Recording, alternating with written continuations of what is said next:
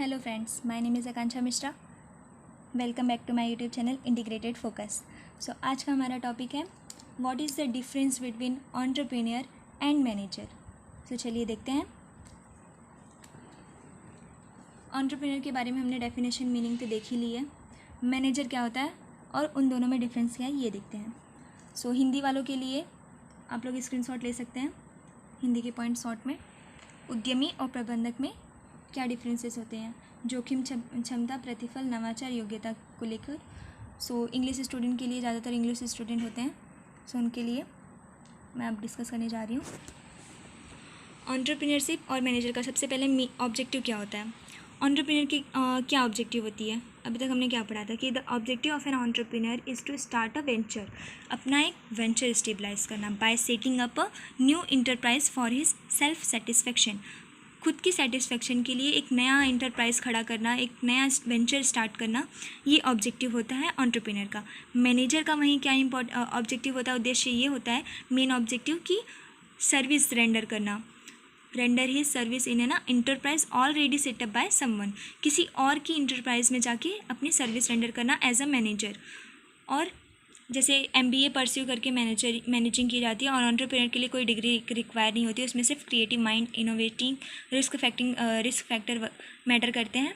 Status देखा जाए तो एंटरप्रेन्योर का स्टेटस जो है एज अ ओनर होता है, क्योंकि entrepreneur is the owner of the enterprise and has full control over it. उसका फुल कंट्रोल होता है उस पर, क्योंकि वो ओनर है। और जो मैनेजर है एक तरह से एम्प्लॉय की तरह काम करता है, क्योंकि एक सर्विस रेंडर करता है। रिस्क बेयरिंग देखा जाए तो एंटरप्रेन्योर्स का मेन फीचर ही यही है कि वो रिस्क लेता है। So he bear all the risks and uncertainty associated with the enterprise, but the manager being an employ does not bear any risk associated with the enterprise. Reward क्या मिलती है, entrepreneur risk लेता है, उसके बदले में उसको क्या मिलता है, प्रॉफिट मिलता है। It may be uncertain and irregular and at time can even be negative. So ऐसा हो सकता है कि उसको लॉस भी हो, निगेटिव भी हो, अनसर्टेन है, मिले ना मिले प्रॉफिट, बट मैनेजर को फिक्स सैलरी दी जाती है as a reward for giving his services at a fixed at a fix salary दी जाती है रेगुलरली, और it can never be negative.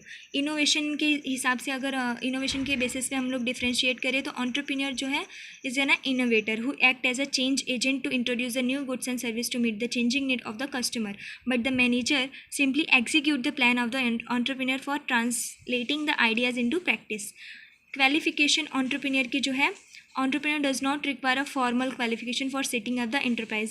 He only needs certain qualities like foresight, risk bearing, rationality, etc.